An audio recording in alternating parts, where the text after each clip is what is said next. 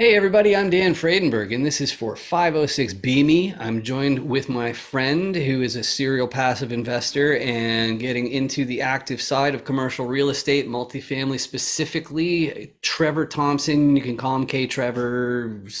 Lots of people call him different things, but how you doing today, Trevor? I'm doing awesome. Thanks for having me, Dan. This is definitely my pleasure. And the reason why I've chosen Trevor to join me today in the context of 506 Me is Trevor's aware of the restrictions and requirements of 506B, and neither one of us are attorneys. We're just regular people who have to figure out how to make a business out of commercial real estate and deal with the law the way it is.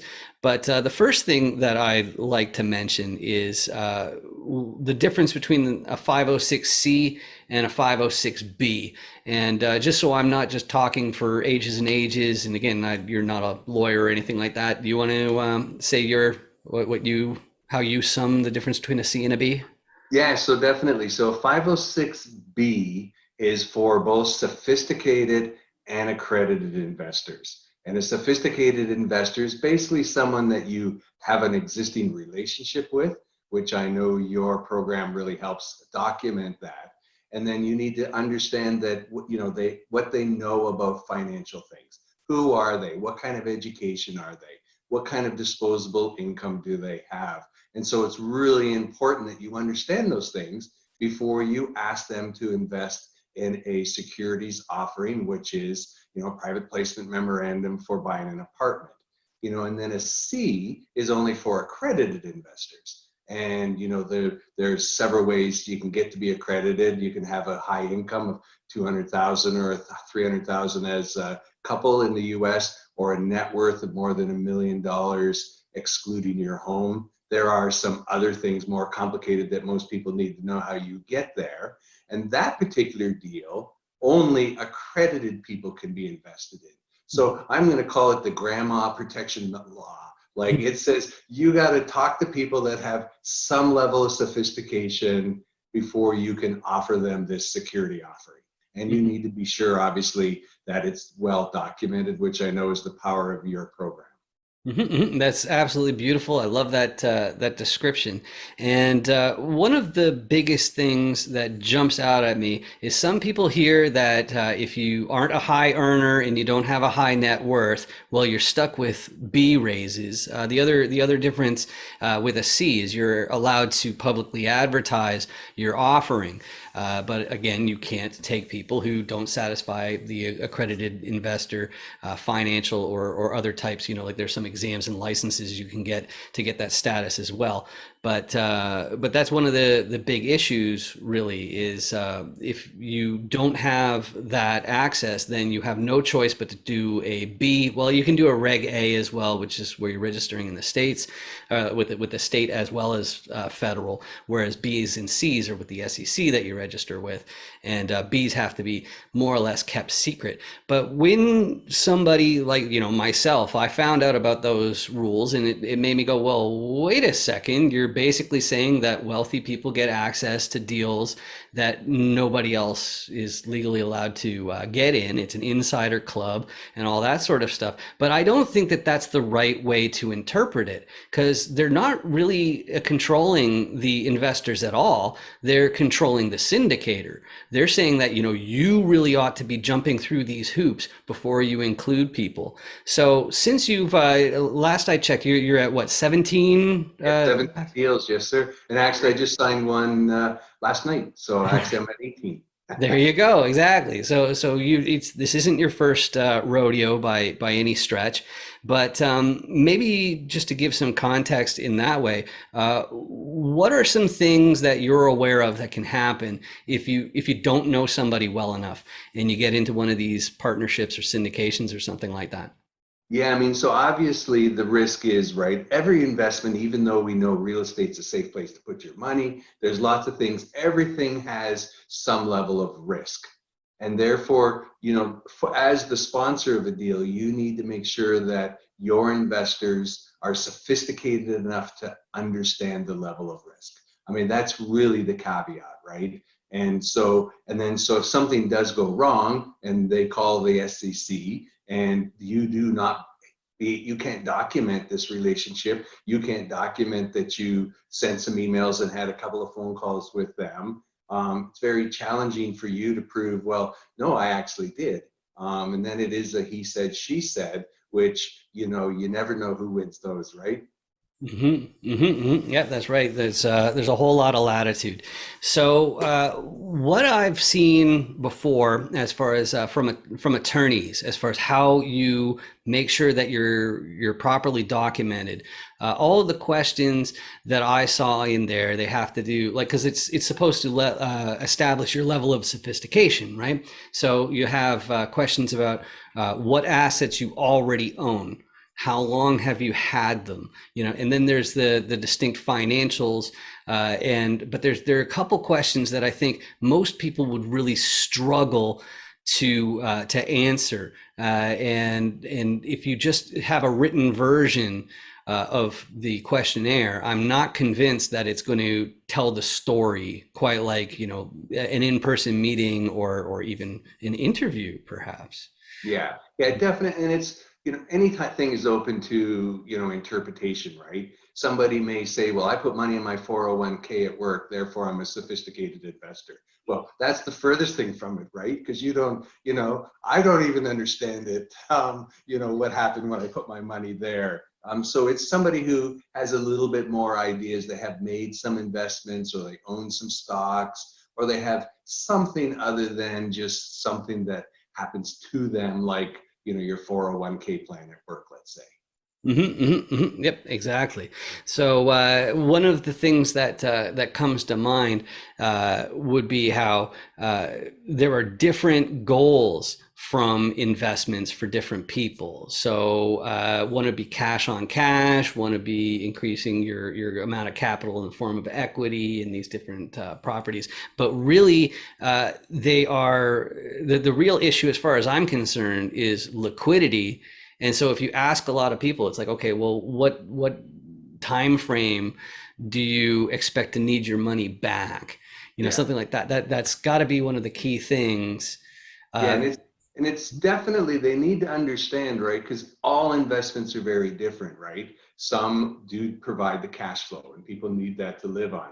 Others provide a multiplier of your wealth. So if you just want to, you're not worried about money coming in. When I had a good job, I wasn't worried about money coming in. I was worried about going in investments that might double my money in, say, a period of time. That was important to me. But now that I'm doing this full time, I do need some of the cash flow to live on. So as a good syndicator, those are the kinds of things that you want to dig into the deeper details. So this is the more than the relationship. This is looking out for your investors and making sure that you give them a deal that is suitable to what they need in their life, right? Because everybody's life is slightly different depending on where it is. When you're young, you have different aspirations than when you get to be an old guy like me, right? And then as you get even older, you might be more wealth preservation, and therefore you're okay to have less returns because I can't afford to lose that money because now I need it to live on. So it's a big, there's a lot of spectrum of what people can do, and it's a little more than the relationship, right? It's providing the service of an investment that's suitable to your audience, to the people. I've been on calls with people and said, I don't think this is a good investment for you. Because the end of the day, you want to make sure it's a good fit for them, right? You're going to be in some sort of relationship with them for maybe 5 years. You don't want them calling you every day saying, I can't feed my family, right? You don't want that kind of responsibility. Right, exactly. So the other one that might come up that's a little bit counterintuitive. I want to also throw out the short forms that you may see in little ads or offerings or whatever. So cash on cash would be the one where if you're looking for cash flow, if you're looking to multiply your wealth, it's usually IRR. But the other ones that come to mind as well is the tax advantages. Some people are far more interested in getting like some bonus depreciation or an on-paper loss to offset the other things that they've got going on. So and then there's like medical emergencies too. Or if if you know that you're going to have some sort of troubles, then you're going to have to keep on moving on.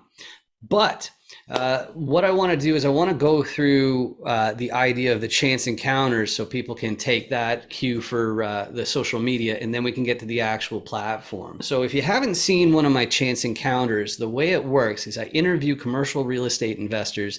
It's a 15-minute format. And what I do is I first get to know who they are, but I go through the 5 different distinct motivations that I've found commercial investors have. And if I'm going to be terse, it'd be preserving your purchasing power. In other words, the total value of your net worth as it relates to just being able to change to cash or whatever it is. But really, that's just a matter of relying on your cash flow from your assets. So purchasing power is the first one. Second one is trading your time directly for wealth as opposed to salary. Okay, that's what I'm up to. The third one is fast tracking retirement, or more accurately, taking control of your time. The fourth one is that you're just plain ambitious and you want that generational wealth. And then the last one I like to say is that you're saving the world. And I designed that partially to get an idea of where somebody is in their life. So if you're the same, like I'm curious to know if you're the same as me, which is if somebody is like my age or younger and they're saying that they are primarily motivated by preserving their purchasing power, and that's why they're making the acquisitions. I'm going to be looking for some other signs that that's true. Like that, I'd say that that's something that would be accurate for people who are, like 50, 60, somewhere in that neck of the woods. But I wouldn't say that's indicative of young people. How do you feel about that Yeah, generalization? no, definitely. And again, everybody's circumstances are different, right? Mhm. So it depends. It depends on so many things, right? Do you have a family? What are your expenses? All of those things, right? But the most important thing about investing in real estate, the ultimate goal is, right? You work and you earn money, then you take this money you earn and you invest it in something that earns money without your work, right? And so people need to understand that is what passive investing is, right? I worked hard, I saved some money, I invested in it. It no longer requires me to work hard for it. The investment is going to work hard for me. Warren Buffett's make money while you sleep. In theory, I'm sleeping and I'm a passive investor in the deal. Somebody else is out there doing the work, and my investment value is growing over time without my direct effort. And that brings me to, I think most people, especially lower middle class, whatever it is, they dream of one day having $1 million in the bank. But anybody who has like anywhere near the net worth to make that happen, they will not want to have $1 million in the bank for any substantial period of time. Do you want to get into why? Yeah, there's a lot of things, right? It used to be a lot of people said cash is trash, and then some people say cash is king, right? It's a little bit of, there's truth to both sides of it. But in theory, if your money's just sitting in the bank, especially in these high inflationary times, you're going backwards, right? So you need to take that money and put it in an environment that's going to multiply it without your efforts. Again, passive investing, right? So if you have $100,000 in the bank and you just let it sit there for 5 years, in reality, your spending power could be down as much as $80,000 because that money is now not worth as much. But if you were to take that same money and put it into an investment, instead of going from 100 to 80, it may go from 100 to 120, 130. And so you look at the delta between the two, and it's substantial, right? So now we're talking about losing 20,000, making 30,000. That's a $50,000 delta. That is tremendous power, right? And that's all due to the compound effect of your wealth, right? That Mhm. is the key to making money, right? Taking it and letting it compound and grow. And that is the secret to real estate investing, that you do get that compound effect. Beautiful. So the next part that I always have in the chance encounters, and just to give some sort of relevance or relate it to 506 BME, it's one of the backbones of the 506 BME system is the chance encounters.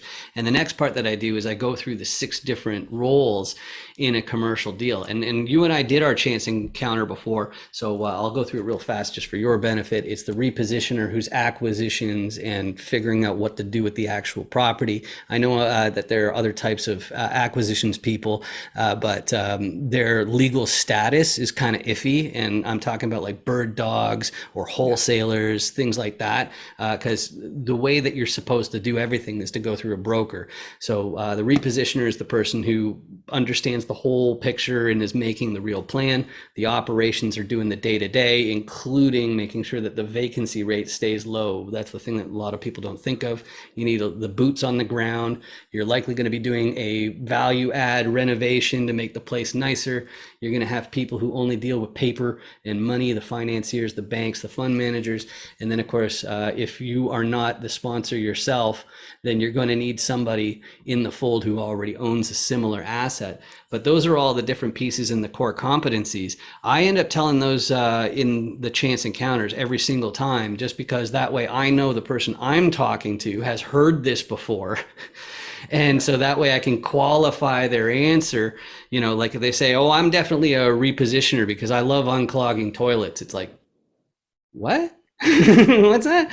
So, as far as this goes, like I call it the core competency, and I guess that it depends on whether you're looking for a GP or an LP. But I think that, well, the other thing too that's a little bit weird, I don't know if you can comment on it at all.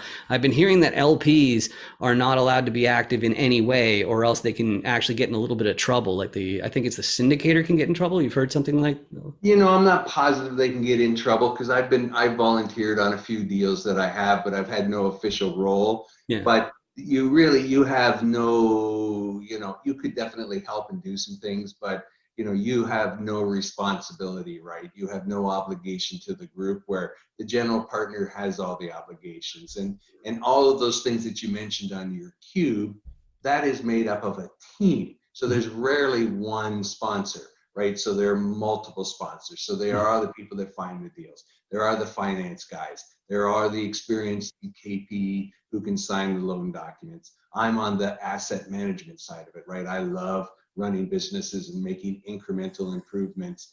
And you need all of those people. So you're talking to the person you know on the team, but you want to make sure they're surrounded by others that have the core competencies that fill in their weaknesses. A lot of people don't really realize this, but big commercial deals are definitely a team sport.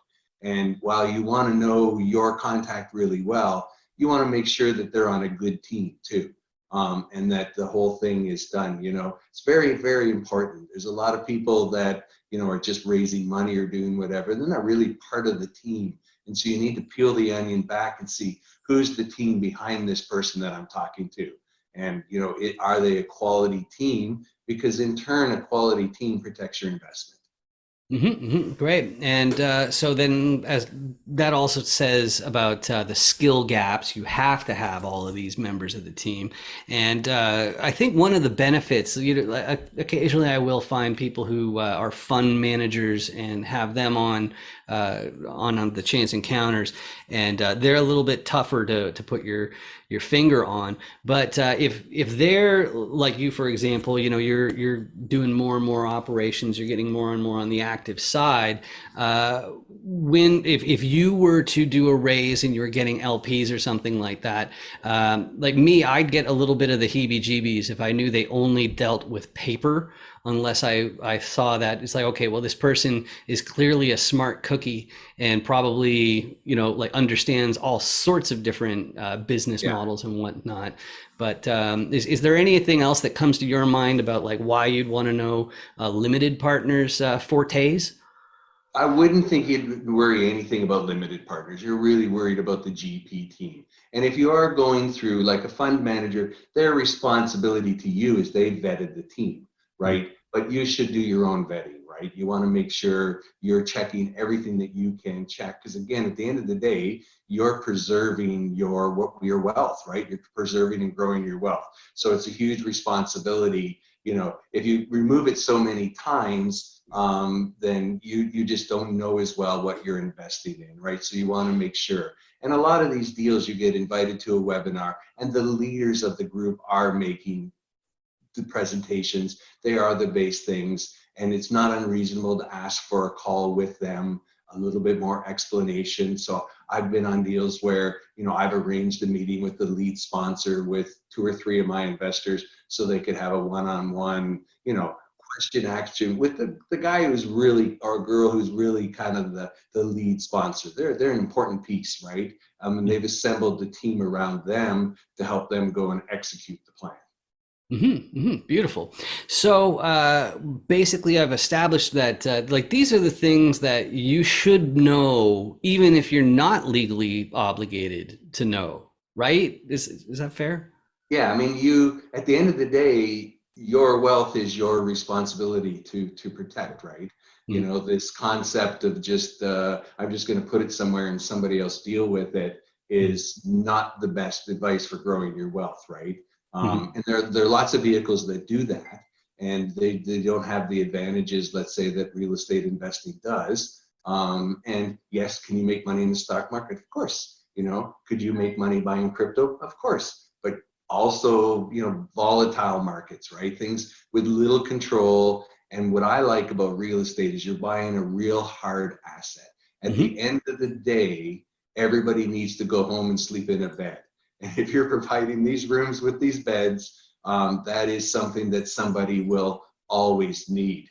And so, it's a big delta to, that's why it makes such a, what I'm going to call a secure, stable asset class. 90% of all millionaires became so through real estate.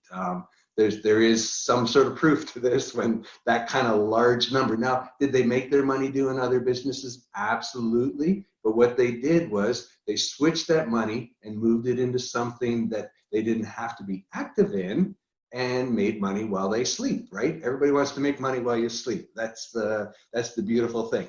Right, exactly. That has to be the plan. So, as far as 506 BME goes, again, you and I did the chance encounter, and that's actually how, when I'm online and I'm looking for more commercial investors to interview, I start off by saying, "Hey, my introductory call I do in podcast format. It takes 15 minutes. I don't pretend that we know each other really, really well, and it's my job to make sure that it's not awkward, but we're doing it to comply with 506B requirements." And that's really what I'm doing. But when I interview, it's very clear that me and the person, the guest, we've already gotten to that next step, and you're familiar with the 3-touch rule of thumb Yeah. with 506Bs, right? Yeah. Okay. So part of what was going through my head is like, I really think that sort of interview would be the best second touch possible, because it's right to the point. It's only talking about the vital details that you need to have, and then you can do your third touch with a more in-depth questionnaire about income and that sort of thing. So why don't we get into that then, and figure out how this works. So 506 BME, what hit me was, okay, so that covers us. We're already compliant. We've got some documentation of our relationship. So if I claim you publicly solicited me, then it's not really going to stand up as far as I'm concerned. I'm not a lawyer, neither's Trevor, but it just doesn't make any sense to say, it's like, no, you guys didn't know each other sufficiently or anything like that. But what I did is I created 506 BME as a platform where it would be the third party verification of my guests' connections. So everybody gets their own unique QR code. I don't know if you've worked with QR codes that much. I started using them during COVID. To go to restaurants, you had to have your own vaccination passport, and that really took me on to how it works. But I want to give you a quick little demo here. So you see that I've got my QR code way up here, and I got a phone right here. My phone has a QR code scanner in it without me having to install anything. But the idea is like you can take this QR code or the link that it sends people to, and you can also you can either have it bookmarked in your phone, or if you have a lanyard or something, you can put it on there. But the idea is when somebody scans your code, and all of them are unique, it adds your chance encounter to their watch list. So my big priority is because I realize that as commercial investors, there are two main situations that we're going to run into where this will be useful. One of them is on a Zoom call, and then the other one is in a live event. And so in both cases, you need to have this code handy. Somebody can just scan it. If they're signed in, you're added to the watch list, and then you can watch your chance encounter immediately after that. Let's take a look at Santa Claus here. Here's Santa Claus's 506 Beanie profile page, and the main idea is that up at the top it tells you in plain view how many times you viewed their profile, how many times they viewed yours, when you connected. It has a basic bio in the video with all of that information. The other thing I'm including is after somebody's actually bothered to hit play, it will reveal a Calendly at the bottom so you can book your appointment. So I mentioned that 3-touch thing because I think that what I've got here, it's about the strongest second touch that I think somebody's realistically going to come out with. And I understand that it's completely an opinion thing, but as far as what I've said so far, like like, do you have any questions? How much sense does all that stuff make? No, it's a very powerful tool. I mean, it really is, right? Because it's a lot of work to automate and document, right? It's a lot of work. And I'll be honest, my first time I went out and raised money, my list was limited because I couldn't prove I had documentation. So I did not want to break the rules. So I could only send it out to about half of the people because I wanted to be careful. Right. And so, definitely something that somebody needs that wants to make sure that they're careful. Excellent, excellent. Because like that was the other thing that was going through my head is if it's one of those situations where like, oh well, here's a screen capture from Facebook Messenger, and here's a screen capture from LinkedIn Messenger, Your Honor. I just can't imagine that going so well personally, and that's why I wanted to have something where it's all in one spot. I guess I should also show the actual dashboard that everybody gets. For their own profile because that shows also if I hit this and I hit this again and I go right there, boom, you can see that I got a nice watch list up at the top. I got a preview of my own profile, and then I've got my list of connections and the tallies right there. So all of it's stuff that you could print out very, very easily.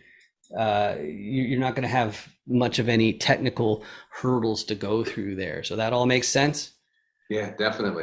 All right, awesome. So I want to thank you for joining me today and walking through this. Because these syndication rules, they're really, really important. I feel a little bit bad because I feel it's like, okay, I'm having you here doing me a favor, talking about something that I'm selling. So I just really want to say that I appreciate you doing this, and I look forward Yeah, to. no, but it's a valuable service that I can use as well, right? So it's a win-win, and it's definitely a win-win, right? This is something that will help me be better at what I'm doing. All right, excellent. So thanks again, and thank you for watching. If you enjoyed this, you can also hit subscribe, and then that way you can also get access to all the chance encounters. If you are seriously considering using 506 BME, you might want to wait before binging through all of the chance encounters because you kind of have to watch them again once you're in the system to document them, and that's a better way of doing it. But definitely keep in touch. Trevor, as far as the best people to reach out to you and the way to reach out to you, do you want to give that? Yes, so I'm very active on LinkedIn and Facebook. So Trevor Thompson. Also, my email is KTT, which my initials at Niagara-investments.com. And my website is Niagara-Investments as well. Excellent, excellent. And the best people to reach out to you, are they already experienced people? Are they beginners? Who's the best person to reach out? All kinds, right? So I'm looking for people to partner on deals with, and I'm looking for investors to invest in deals. So I'm pretty much able to talk with, fit in with any group and have some sort of, good connection with them. All right. Thank you very much. And I'm Dan Fredenberg. That's Trevor Thompson, and I'll see you next time. Thanks a Thanks, lot. Dan. Awesome.